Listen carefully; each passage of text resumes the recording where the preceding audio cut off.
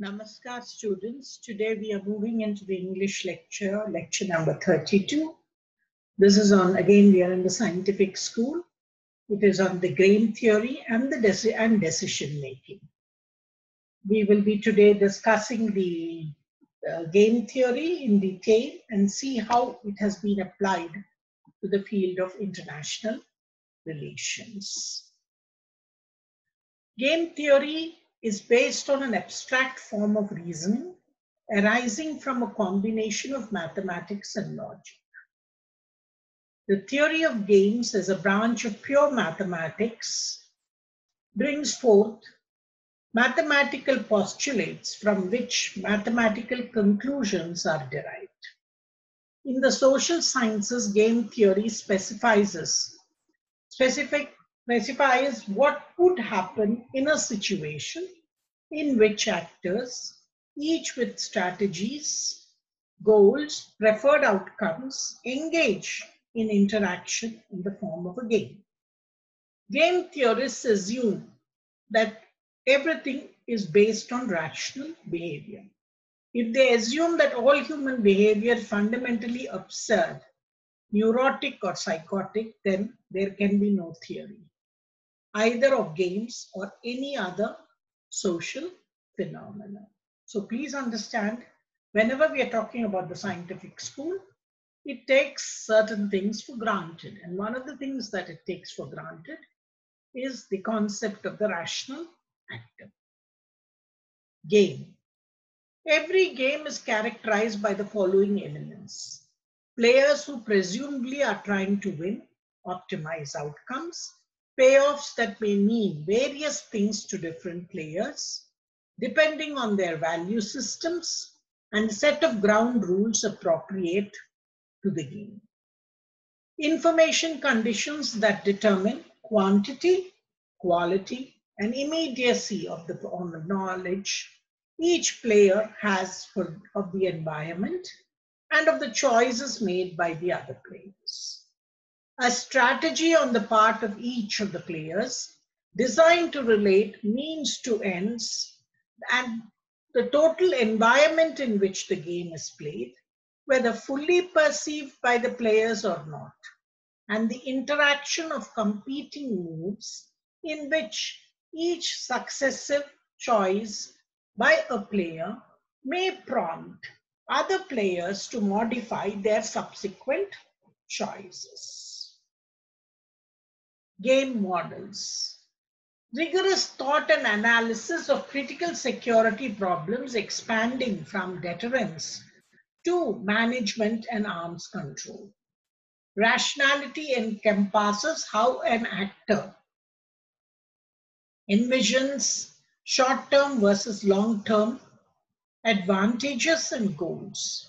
In determining how to act, rational actors take into account the anticipated response by other actors in determining their own behavior. Game theory does not deal with games of pure chance in which humans play no part. Who are the relevant? Who are the rules of the game, or what are the rules of the game, and what choices and payoffs are available to each of the actors. Now next, first type of game that we have is called zero-sum zero game.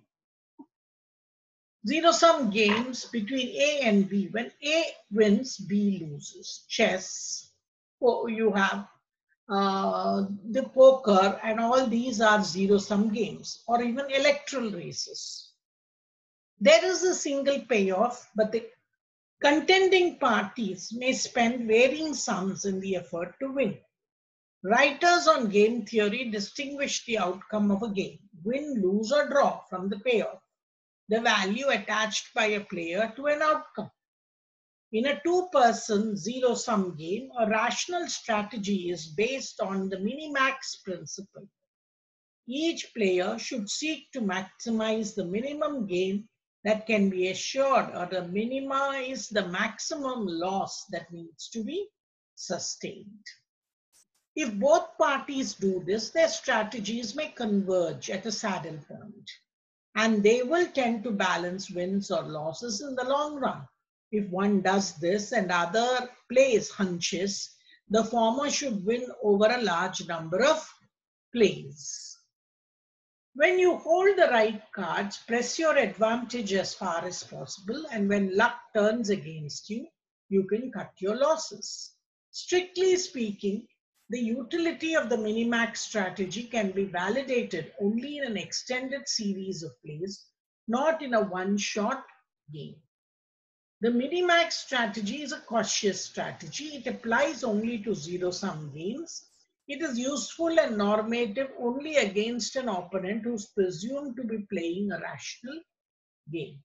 If the adversary is stupid, prone to make blunders, or usually motivated by emotional factors, which might be the person to play hunches, then the minimax strategy is not necessarily the optimum one to pursue. Non-zero-sum games. Non-zero-sum games is not exclusively competitive in the sense that when one gains, another must lose. The sum of gains and losses need not add up to zero. Non-zero-sum games may involve only two or a large number of players. In this type of game, there are both elements of conflict and cooperation. There are often several different payoffs, some very good or some very bad, some marginally good or bad. The payoffs depend on whether the players cooperate with each other, cut each other's throats, or mix their strategies of conflict and cooperation in various combinations.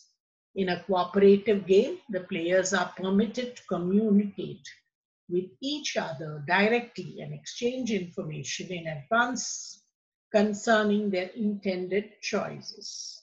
In a non-cooperative game, overt communication is not permitted, but the choice of each becomes obvious to the other after the play. Players can cooperate tacitly through inferred communication by which one player interprets the other's intentions from the kinds of choices made along the series of plays. Prisoner's Dilemma. The best known example of a non-zero-sum game is the Prisoner's Dilemma. Two individuals are taken into police custody and are accused of theft. Because they are interrogated separately, neither knows what the other will tell. Each makes the following assessment of the situation. If I remain silent, I will get 60 days or 10 years, depending on whether my partner confesses. If I confess, I will receive a commuted sentence of 5 to 8 years, depending on whether he confesses. In either case, I can assure myself of a lighter sentence by confessing. Because my partner is undoubtedly making the same sort of calculation, the chances are that my partner will confess. Hence, I would be foolish to remain silent and count on the slim chance that my partner would do likewise. Thus, each, by choosing what seems to be the safer course, contributes to an outcome highly disadvantageous to both. A sentence of 5 years instead of 60 days. Arthur A. Steen suggests the state of nature in which individuals have a dominant strategy of defecting for common action in favor of pursuing their own commitment and conflictual acts.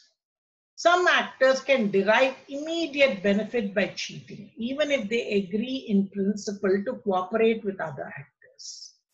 Individuals join together to form a state that has the authority to coerce all of its members to make sure that no individual can take advantage of another's cooperative behavior by defecting or getting a free ride.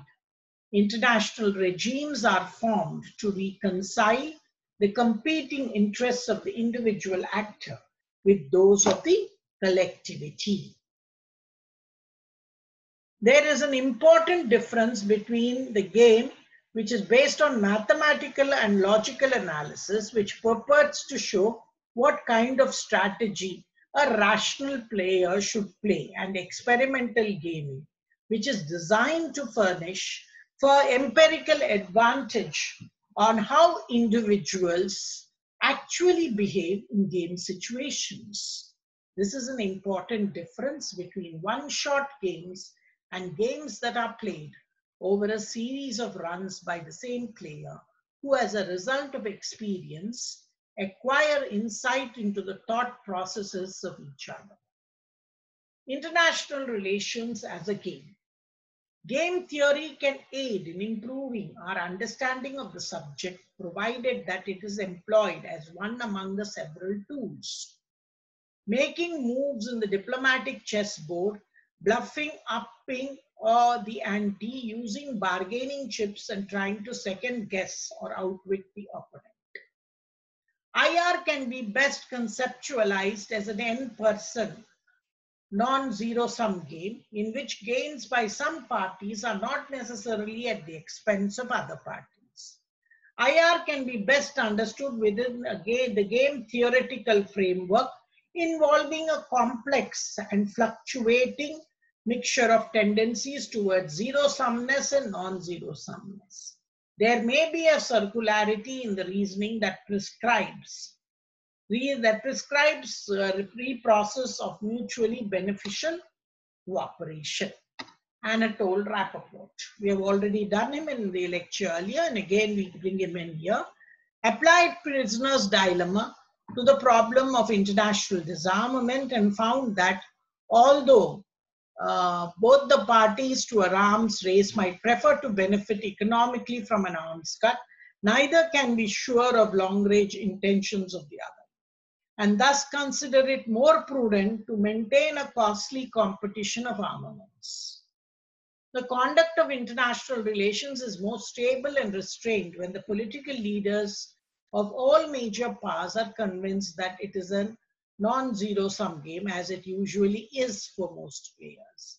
In every age, however, there may be some political strategic adversaries who view their confrontation with each other as a two-person zero-sum game.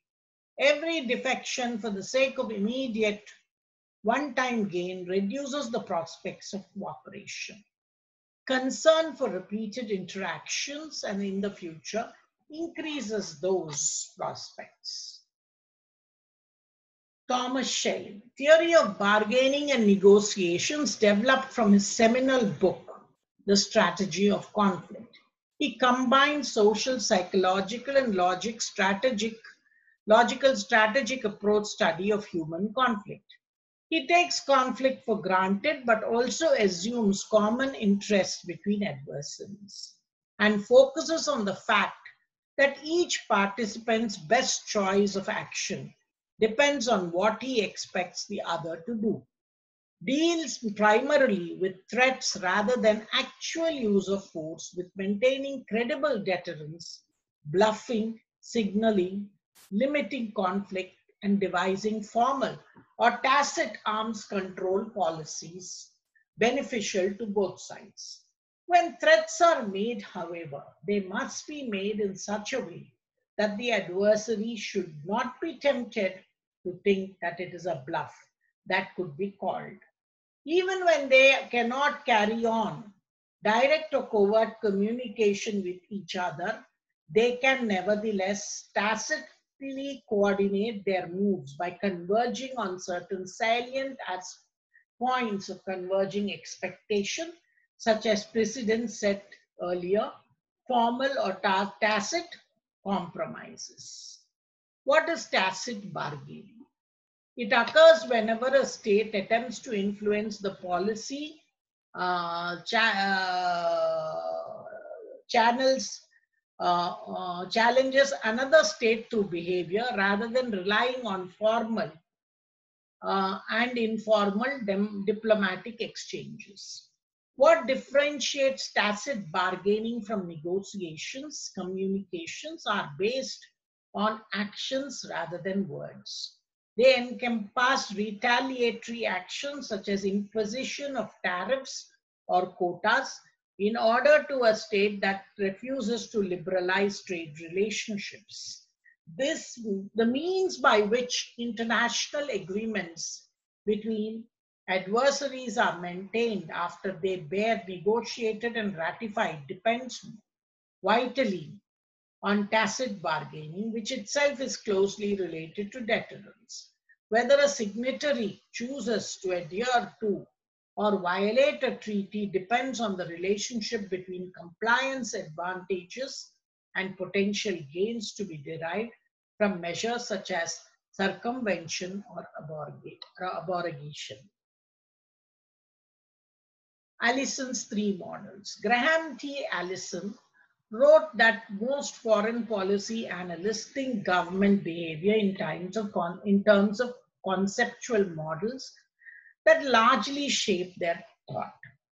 Rational actor model, which assumes that unitary states are the only players and they act rationally, calculating costs and benefits of various policy choices in their quest for the one that maximizes their utility.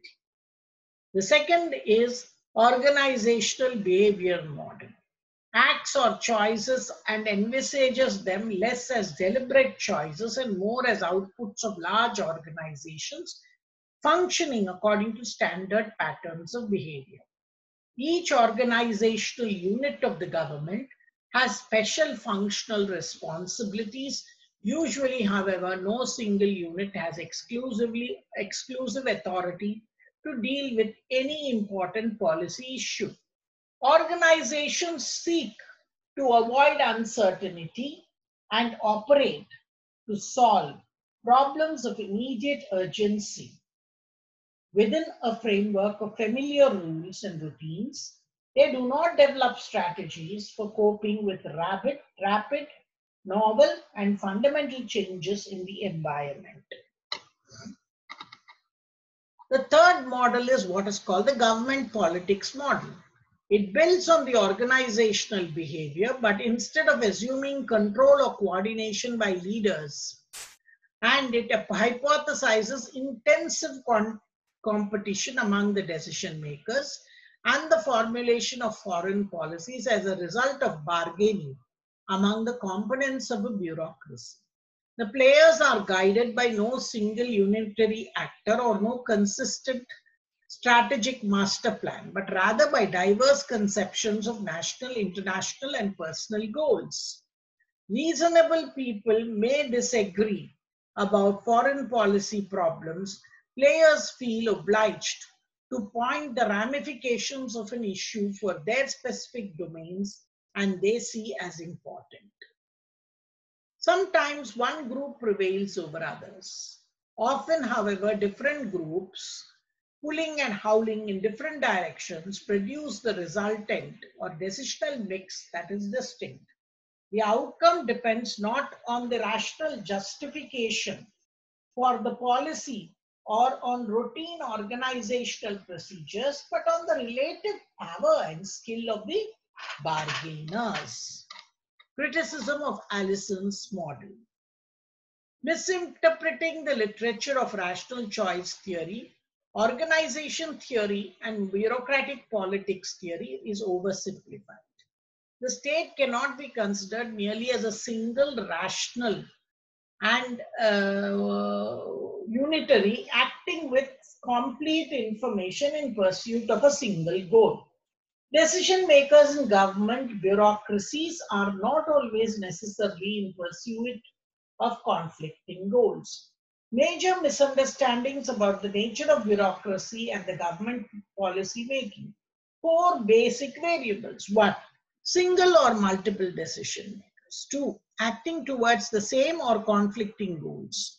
3. With perfect or imperfect rationality, or with complete and incomplete information. The complexity of decision making, especially in foreign policy, national security situations, argues for an effort to view the process through a series of different analytic paradigms, each of which may help shed light on how and why decision makers thought and acted as they did. The refinements of Snyder and Deasing tested three theories. Glenn H. Snyder and Paul Deasing, utility and maximization, that is the classical rational theory, bounded rationality borrowed from Simon's satisfying model, and bureaucratic politics based on Weber and on Allison. Their rational actor model is based on the choice of one's alternative out of all those available that maximizes expected utility. The bounded rationality tradition suggests that of a choice must be made between two different values, namely peace and national security. There is no rational way of calculating how much of one should be sacrificed to obtain a given amount of the other. Decision makers cannot maximize. They operate under constraints and search for an acceptable course. It focuses on the internal political imperatives and maintaining and increasing influence and power, rather than on the purely intellectual problems of choosing strategy to deal with an external opportunity or threat. Who are the rational bargainers? Those who do not pretend to know at the very beginning of a crisis what the precise situation is and what the relative interests, power relations, and the main alternatives are.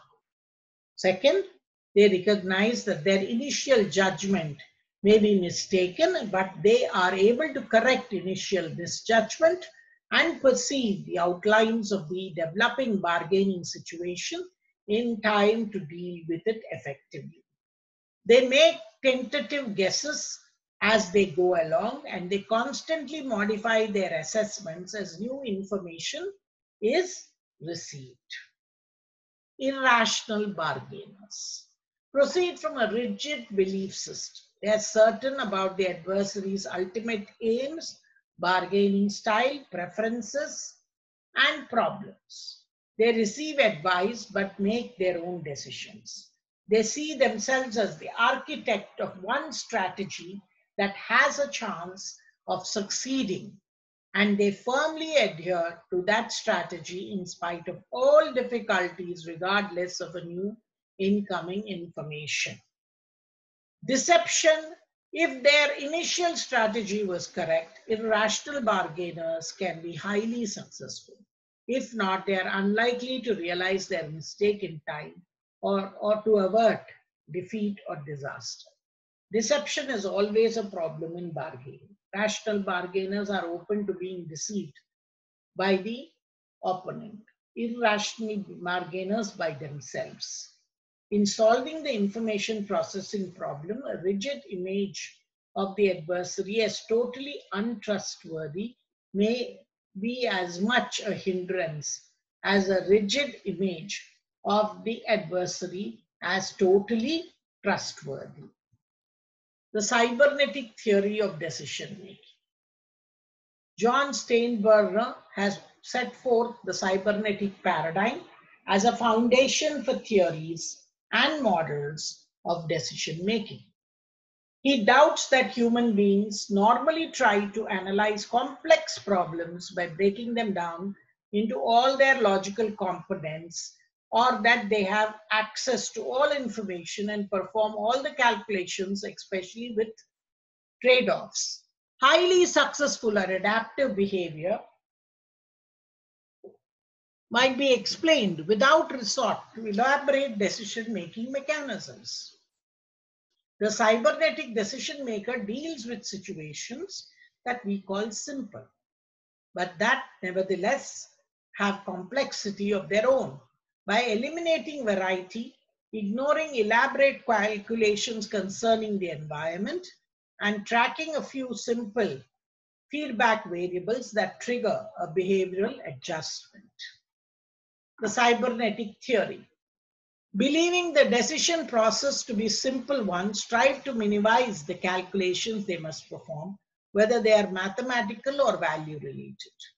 They monitor a small set of critical variables, and their principal value is to reduce uncertainty by keeping these variables within tolerable ranges. They see no need for careful calculation of probable outcomes, which they are not likely to make in any case. The sequence of decisional behaviors is related less to an intellectual analysis of the problem at hand than to past experience, from which there emerges what to say to reach into problem solving, is applicable to highly complex decisions, which defines as decisions affecting two or more values, in which there is uncertainty and in which the decision-making power is dispersed over a number of individual actors and organizational units. The cybernetic theory. He concedes that greater complexity entails greater variety, and under conditions of complexity, the decision maker must have an elaborate response repertoire if he is to retain his adaptive capacity. The problem is solved by increasing the number of decision making within a collectivity. Complex problems are not analyzed comprehensively by all the members of the decision-making group. Instead, they are broken down into a large number of limited dimension problems, each confronted by the decision maker or unit. This is the natural cybernetic explanation for the rise of mass bureaucracy.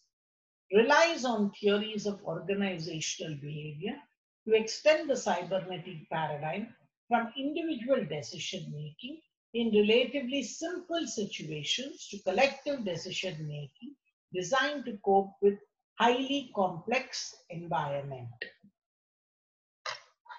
The higher levels of organizational hierarchy do not accept the integrating calculations called for by the analytic paradigm. Organizational theory alone is not enough. Steinbrenner combines it with highly intricate modern theories of cognitive processes. He calls attention to the consensus among cognitive theories that a great deal of information processing is conducted apparently prior to and independently of conscious direction, and that in this activity the mind routinely performs logical operations of considerable power. He uses cognitive theory to modify cybernetic paradigm, especially with regard to the subjective resolution of uncertainty, and to introduce into his treatment of political and organizational phenomena the concepts of grooved thinking. The decision maker rather simplistically characterizes problems into small number of types. One, uncommitted thinking, in which the decision maker who does not know what to think about the problem oscillates between groups of advisors and may adopt different belief systems at different times on the same decision and problem. And he does not, and two, theoretically, which where a decision maker is committed to abstract beliefs, usually organized around a single value in patterns that are internally consistent and stable over time, even after conditions of uncertainty. He does not regard the cybernetic cognitive paradigm as intrinsically superior to the analytical one. Towards a theory of crisis behavior. James A. Robinson has asserted that there is no theory on crisis behavior. Many have devoted many years of effort to acquiring a better understanding of crisis behavior. Others have attempted to develop a theory of crisis behavior that has to yield to systematic knowledge for the study of crisis and for crisis management and resolution. Most of the 1970s, most widely situational variable of all occasions for decision. Crisis management remains widely studied in the post-Cold War world as well. Charles A. McClelland focused on 5 approaches: definition of crisis, classification of types of crisis, the study of ends, goals, and objectives in crisis, 4, decision making under conditions of crisis stress, and 5, crisis management. 1 minute.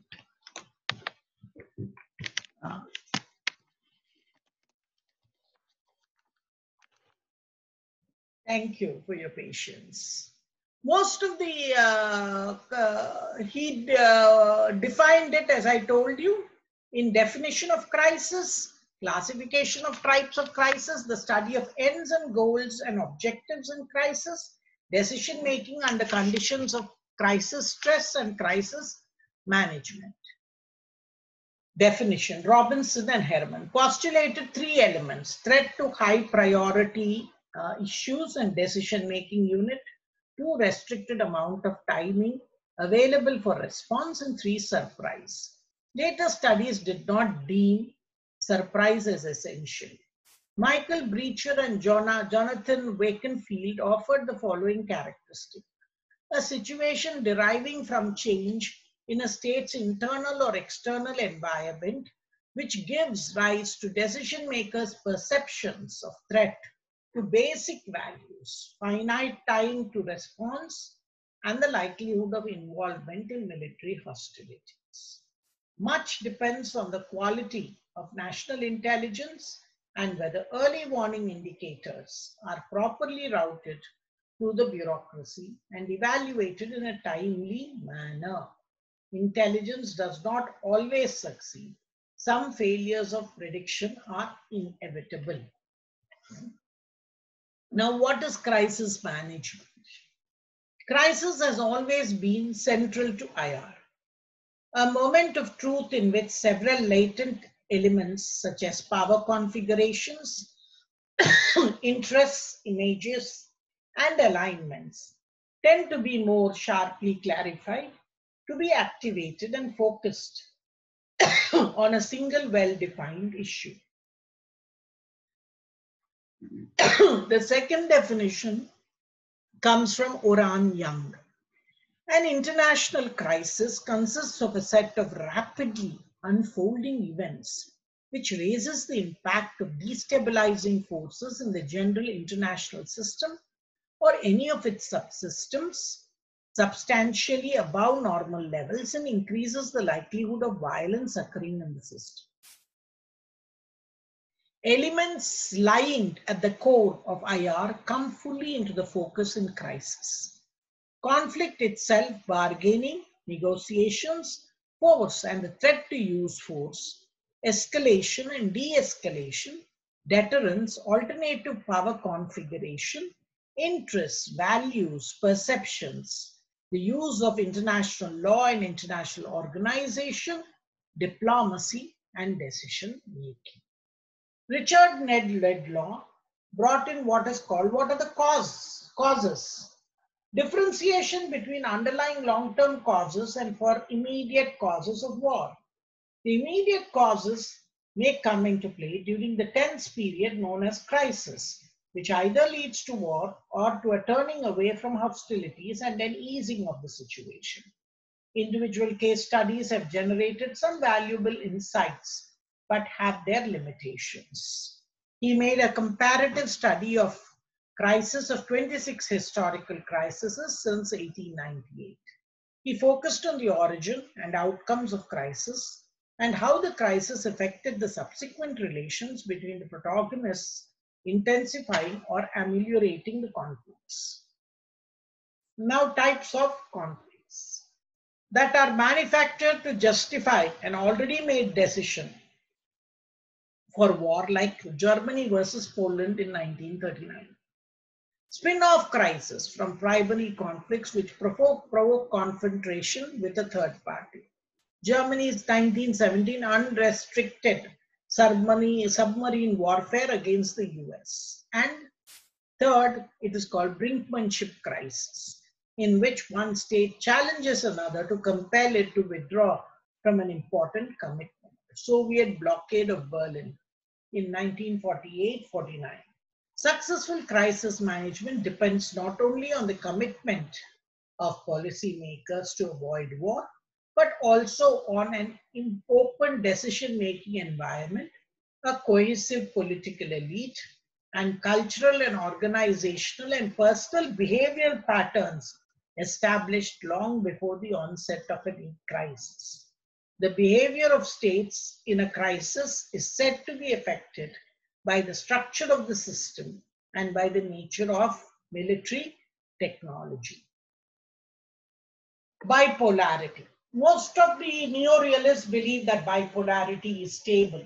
In the multipolar system, alignments may be unclear and the shifts may be important. Because of ambiguity, multipolar systems are more prone to changes in the perception of interests, to gambling or risk-taking, and to miscalculations that make crisis more dangerous. The tension between bargaining among allies and bargaining between adversaries is more difficult to manage in a multipolar system crisis. Nuclear weapons technology has had a considerable effect on international crisis by widening enormously the gap between the value of the interests in conflict and the possible cost of war for the several reasons, especially due to nuclear weapons. The nuclear powers have substituted for war itself psychological force in the form of carefully managed risks of war. Now, crisis management, what does it say? It is the ability of one of the parties, by credibly threatening escalation, to deter its adversary from escalation and to produce a crisis de-escalation outcome in accord with its interests.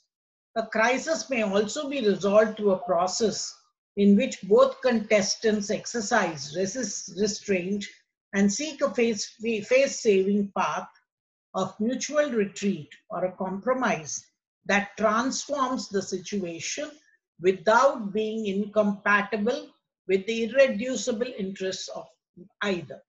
Motivation is a key element in crisis behavior. To the extent that leaders perceive the need to act, they become insensitive to the interests and commitments of others that stand in the way of the success of their policy. Increased capabilities may not inevitably translate into policies of confrontation. The systematic study of international crisis behavior. In an effort to contribute to the development of comprehensive theory of crisis behavior, Michael Brecher, Jonathan Wakefield, and Sheila Moser assembled data about 278 international crises for the 50-year period from 1929 to 1979.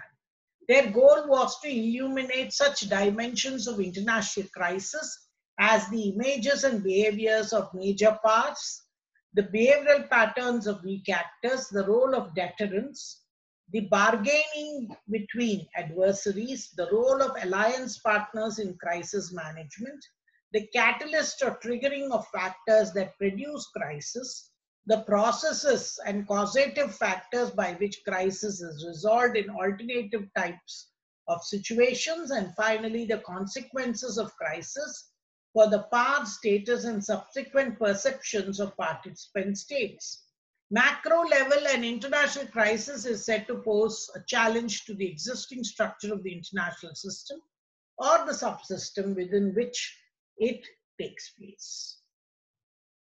International Crisis Behavior Project. Micro level from perspective of the individual and the state and their foreign policies. These perceptions have the highest decision makers that there is